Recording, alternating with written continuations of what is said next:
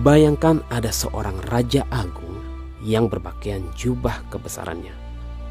Semisal raja ini sedang menelusuri pantai dan melihat anaknya tenggelam di dalam air, tidakkah dia akan langsung menceburkan dirinya untuk menyelamatkan anaknya? Atau apakah jubah kebesarannya itu penting bagi dia? Tidak. Apapun yang penting bagi dia saat itu adalah anak yang dikasihinya.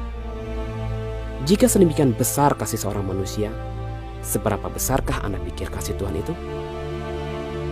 Dalam Perjanjian Baru, orang Kristen diperintahkan untuk merendahkan dirinya. Tetapi contoh yang diberikan adalah kerendahan diri yang sejati seorang raja agung yang mengesampingkan kemuliaannya, menceburkan diri ke dalam dunia untuk menyelamatkan anaknya. Di Filipi 2 ayat 5 kita dapat membaca, "Hendaklah kamu dalam hidupmu bersama menaruh pikiran dan perasaan yang terdapat juga dalam Kristus Yesus, yang walaupun dalam rupa Allah tidak menganggap kesetaraan dengan Allah itu sebagai milik yang harus dipertahankan, melainkan telah mengosongkan dirinya sendiri dan mengambil rupa seorang hamba dan menjadi sama dengan manusia.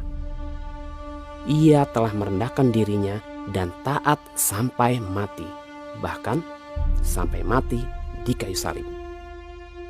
Itulah sebabnya Allah sangat meninggikan dia dan mengaruniakan kepadanya nama di atas segala nama, supaya dalam nama Yesus bertekuk lutut segala yang ada di langit dan yang ada di atas bumi dan yang ada di bawah bumi, dan segala lidah mengaku Yesus Kristus adalah Tuhan, bagi kemuliaan Allah Bapa."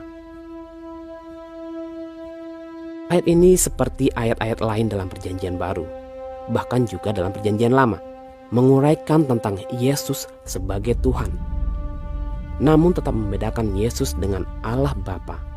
Itulah mengapa Alkitab hanya bisa dimengerti dalam terang doktrin Tritunggal, sebuah doktrin yang menyatakan bahwa Tuhan itu satu di hakikatnya, yang kekal adanya, namun mempunyai 3 pribadi keilahian, Bapa, Putra, dan Roh Kudus.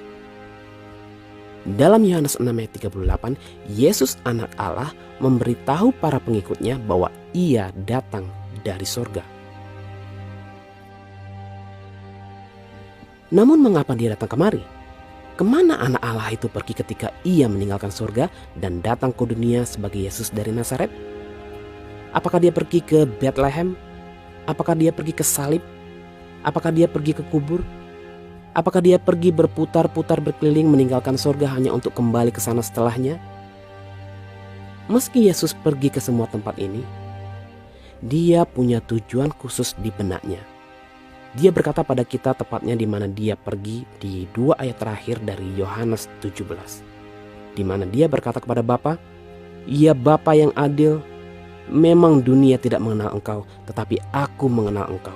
Dan mereka ini tahu bahwa Engkaulah yang telah mengutus aku. Dan aku telah memberitahukan namamu kepada mereka, dan aku akan memberitahukannya supaya kasih yang Engkau berikan kepadaku ada di dalam mereka, dan aku di dalam mereka. Aku di dalam mereka." Dalam siapa?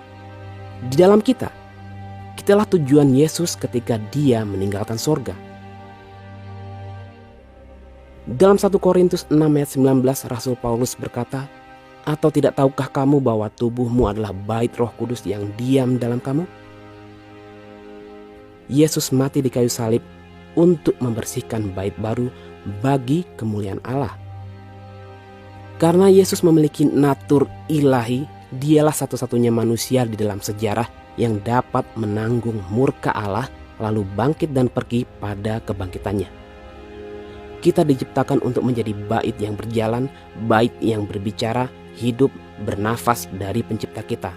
Tetapi kita telah berdosa dan kehilangan kemuliaan Allah.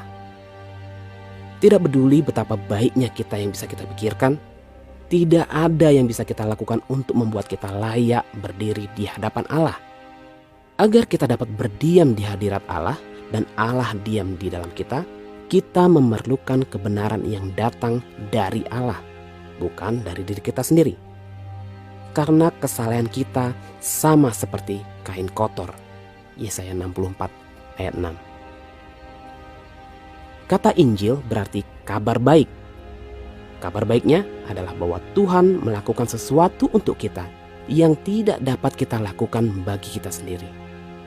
Sebab apa yang tidak mungkin dilakukan hukum Taurat karena tak berdaya oleh daging, telah dilakukan oleh Allah dengan jalan mengutus anaknya sendiri dalam daging, supaya serupa dengan daging yang dikuasai dosa karena dosa, ia telah menjatuhkan hukuman atas dosa di dalam daging, supaya tuntutan hukum Taurat dikenapi di dalam kita, yang tidak hidup menurut daging, tapi menurut roh.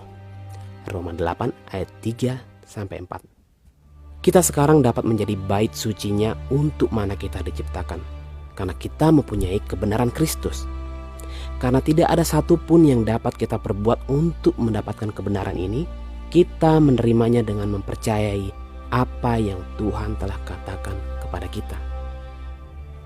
Sebab karena kasih karunia kamu diselamatkan oleh iman. Itu bukan hasil usahamu, tetapi pemberian Allah. Itu bukan hasil pekerjaanmu. Jangan ada orang yang memegahkan diri. Efesus 2 ayat 8-9. Sebab jika kamu mengaku dengan mulutmu bahwa Yesus adalah Tuhan dan percaya dalam hatimu bahwa Allah telah membangkitkan dia di antara orang mati, maka kamu akan diselamatkan. Roma 10 ayat 9. Kita semua sedang tenggelam dalam dosa-dosa kita, saudara-saudaraku. Bahkan kita sudah tenggelam. Raja dari segala raja menceburkan diri untuk menyelamatkan kita. Dan itulah Injil.